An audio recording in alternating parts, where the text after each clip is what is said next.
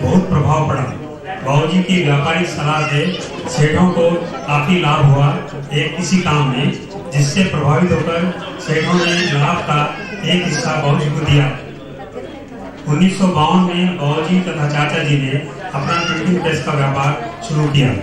बाबूजी के ने कई अन्य व्यापार, टेक्सटाइल, टिन कंटेनर, प्रोसेस वगैरह भी किए। रिश्तेदारों में उनकी अच्छी छवि के कारण उन्हें मान सम्मान मिलता था। उनके 7 बेटे तथा 4 बेटियां हैं। वह अपने बच्चों को बहुत समय नहीं दे पाते थे, फिर भी उन्होंने अपने व्यवहार और से हम भाई बहनों को अनुशासन तथा सहनशीलता की सीख दी। 2001 में उनका निधन हो गया। श्रीमती सावित्री देवी माँ प्रहलाद राय जी की बेटी थी। वह हरियाणा भिवानी से थी और उनकी 2 बेटी भी हैं जो मुंबई में रहती हैं। बड़ा परिवार होने के बावजूद भी उन्होंने अपनी बहनों से मेलजोल बनाए रखा। वह बहुत मेहनती और संकोची थी। अतः तथा और संकोची होने के कारण उनकी एक भी फोटो उपलब्ध नहीं है। उनका गायत्री परिवार की कुछ महिलाओं के साथ अच्छा मेलजोल था। उनका कम आयु में निधन हो गया। वह अच्छे स्वभाव की और दिल की था। उनकी ज्वेलरी का एक मेरे पास है, घोड़ों के पास भी है। मैंने उसका एक फोटो दिखाई। उनकी खुद की ज्वेलरी थी उस समय में। श्री राम बघेल जी चाचा जी का जन्म सन 1927 में हुआ।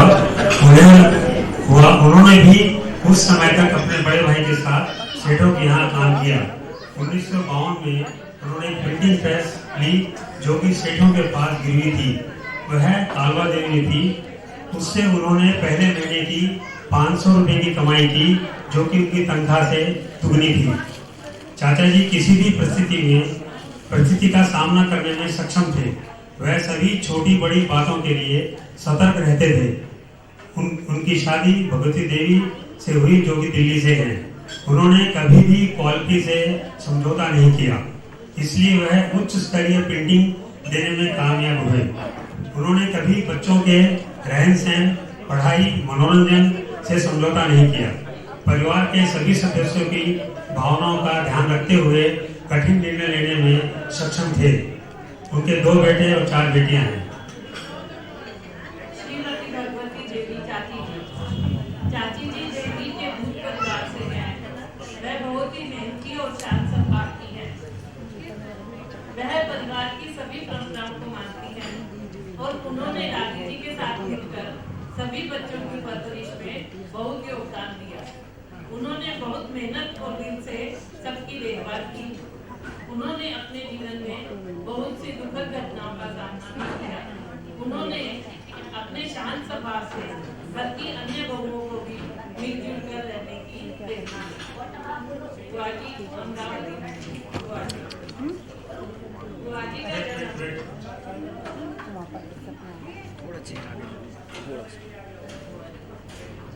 श्रीमती अमृतवती बाई गुआजी का जन्म सन 1923 में हुआ।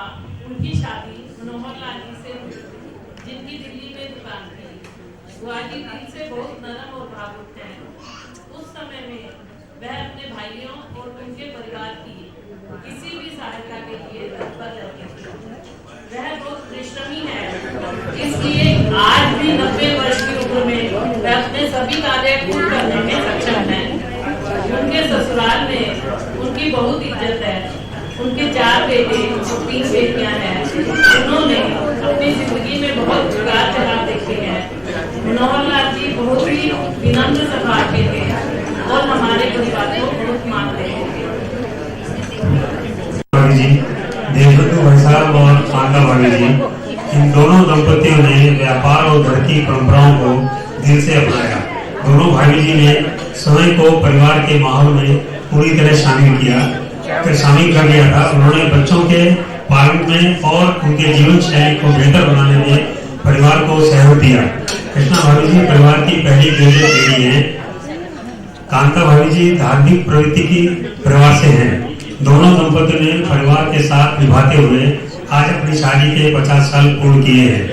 इस अवसर पर उन्हें हम एक बार फिर से बधाई देते हैं। need a lot of applause for them. अब हम अपने दूसरे सेक्शन में जो कि हमारा रहन-सहन के बारे में है यादें प्रेजेंटेशन का, उस पर चलते हैं। उसमें भी काफी से फोटो आपको देखने मिलेंगे। बेरी हमारा गांव, हमारा परिवार सन 1935 में बेरी से मुंबई आ गया। हम समय समय पर बेरी जाते रहते हैं, कभी जाट जरूर के लिए, कभी देवी जी के दर्शन के लिए। बेरी में हमारी 3 मंजिली हवेली है। ये कोठे का फोटो है बेरी के, जो नीरज चाबी से खोलने की कोशिश कर रहा है। 1963 में मां के आकस्मिक निधन के बाद पिताजी तथा चाचा जी एक साथ लकी हाउस भोलीबंदर में रहने लगे। कुछ समय बाद हम उच्च स्तरीय रहन सहन के लिए पैडल रोड पर 3 बेडरूम फ्लैट में रहने चले गए। 1964 में भाई चंद्रशेखर तथा देशमुख की शादी हो गई। तदुपरांत हम थार में शिफ्ट हो गए। Can somebody recognise this photograph? किसका है ये? हमेशा ही उच्च स्तरीय रहा है। हमारी रसोई काफी बड़ी थी और ज्यादातर अनाज ग्रेजुएशन में ध्यान सकते हैं अपने आप को। कीर्तन, विनोद, महावीर, अंशु, महावीर अंशु।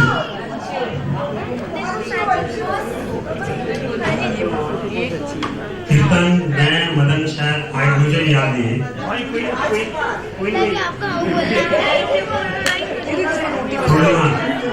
सीधे ट्रेनिंग। और अब देखिए किचन कैसे काम करती थी हमारी भाभियाँ। आजकल सबको स्टैंडिंग चौका चाहिए, सब बैठने चौके में काम करेंगे। पवन, क्योंकि प्रोग्राम में जा रहे थे बच्चे, सुधा और हेमलता। हाँ। परिवार का रहन सहन, संतोष, शशि,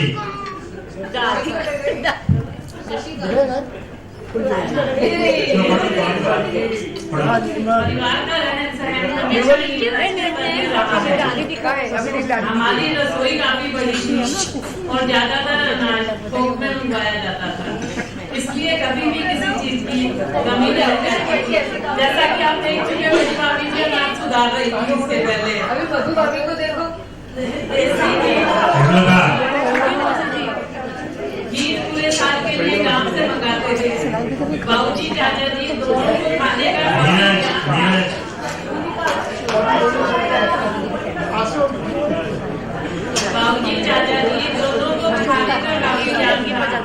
और फल और सब्जी बहुत अच्छी सुखाते थे। बाबूजी को कुछ खास चीजें बनाने का शौक था, जिसमें मटर कचौड़ी, बालूशाही, ठंडाई उनकी खास चीजें थी। घर की सभी बहुएं भी विभिन्न प्रकार के व्यंजन बनाती थी। घर में हमेशा रसोईया रहता था और सुरेश और सावित्री जो घर का बाकी काम करते थे, उन्होंने करीब 20 साल तक काम किया। बच्चों की शिक्षा को प्राथमिकता दी जाती थी। तो वहाँ पर पढ़ाई का ध्यान रखा जाता था। डॉक्टर अमन एस वैद हमारे यह हमारे लिए गर्व की बात थी कि बुआजी और बहनों के बच्चे मुंबई में पढ़ने या रोजगार के लिए हमारे साथ रहते थे। उनमें महावीर भाई साहब, संतोष, कैलाश, ओम प्रकाश, सुनील अग्रवाल, सुनील सिंगला, पूरी टीम है जो हमारे साथ शिल्पा। परिवार में अक्सर शादियां होती रहती थी। सभी लोग मेहमान नवाजी करते थे।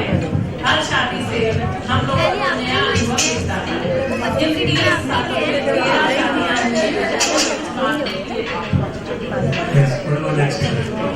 बिजनेस के बारे में बहुत ज्यादा नहीं लिखा है, मैं शॉर्ट में बोलना चाह रहा हूँ।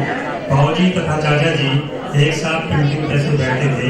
प्रिंटिंग में उन्होंने राष्ट्रीय तथा प्रदेश स्तर पर कई एक्सेलेंस अवार्ड भी मिले, जिससे उच्च स्तरीय काम के बारे में पता लगता है। चाचा जी ने एक अवार्ड राष्ट्रपति द्वारा भी प्राप्त किया।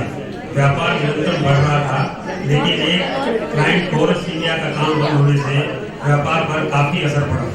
यह एक कठिन समय था, लेकिन इससे एडवर्टाइजिंग कंपनियों में काम करने की एक नई दिशा मिली।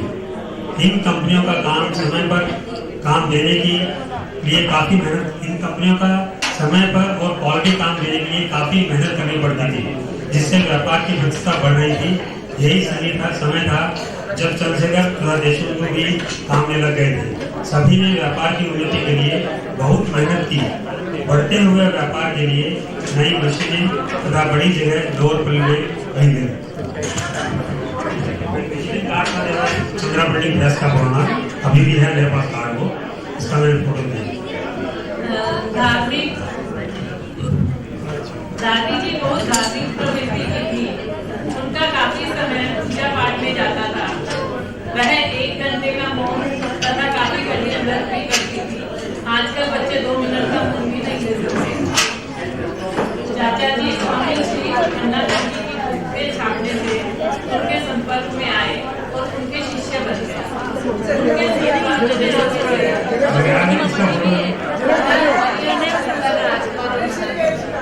उनके संपर्क में आने से चाचा जी, दादी जी तथा बाबूजी समय समय पर सत्संग में जाते थे।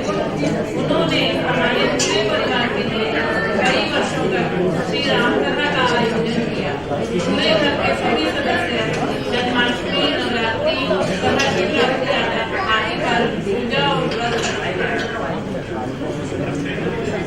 सामाजिक मेलजोल, पिताजी तथा चाचा जी का सामाजिक मेलजोल भी बहुत ही अच्छे लोगों के साथ था।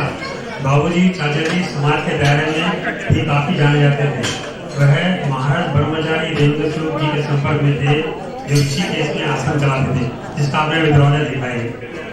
उन्होंने उस आश्रम में बाबा जी की याद में बड़ा दरवाजा बनाया, जिस पर उनका नाम, तारीख वगैरह लिखी हुई है। बाबूजी रामदास समिति, हरियाणा नागरिक संघ, सामाजिक चिकित्सालय, चैम्बर ऑफ कॉमर्स के सदस्य थे। कुछ संस्थाओं में वह अध्यक्ष भी बने। संस्थाओं में कार्यरत रहते हुए वह उस समय मिस्टर वाई चौहान से भी मिलने गए थे। उनके पास आने वालों में घनश्याम दास जी मोड़ा, श्री एस डी बंका, श्री अमीर फकीर, श्री बादल लाखनी जैसे प्रतिष्ठित लोगों का मिलना जुलना था।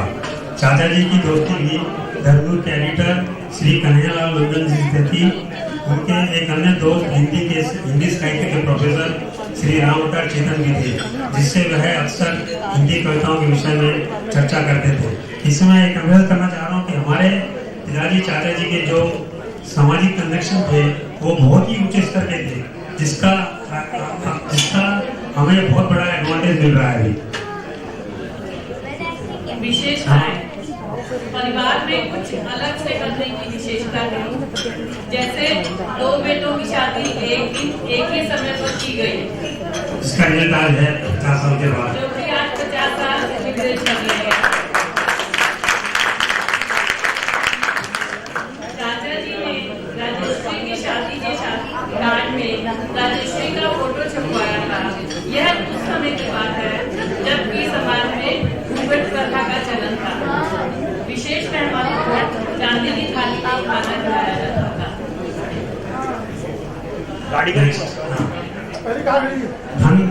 धन संचय या वेल्थ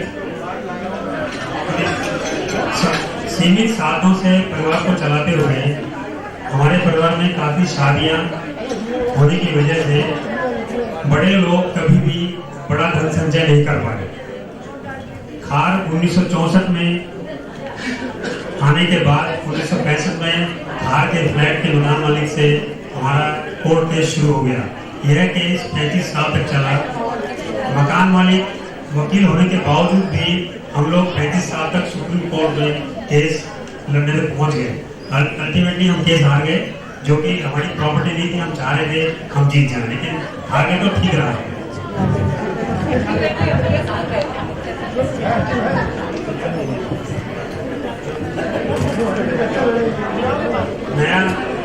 नया व्यापार सन 1979 में बड़े भाई चंद्रशेखर ने बढ़ते हुए परिवार के साथ नई शाखाएं शुरू करने का निर्णय लिया और उन्होंने मदन गोपाल विनोद के साथ लेकर पुणे में नया प्रिंटिंग प्रेस शुरू किया। 1980 में ये जो फैमिली का काम चल रहा था, दोनों भाई श्री रामलाल जी और श्री रामलाल जी का काफी सफलतापूर्वक व्यापार और परिवार को चलाते हुए अंत में इसका विभाजन का निर्णय लिया गया और आपसी समझौते से विभाजन करने के पश्चात ही परिवारों में उसी तरह प्रेम बना रहा। और मैं आपको एक मेरे पास कलेक्टेड लेटर्स हैं, कुछ आइटम्स हैं, वो इसमें दिखाना चाह रहा हूँ मैं। इसमें काफी लेटर्स हैं मेरे पास आए हुए, यादें कलेक्शंस। शुरू के नेक्स्ट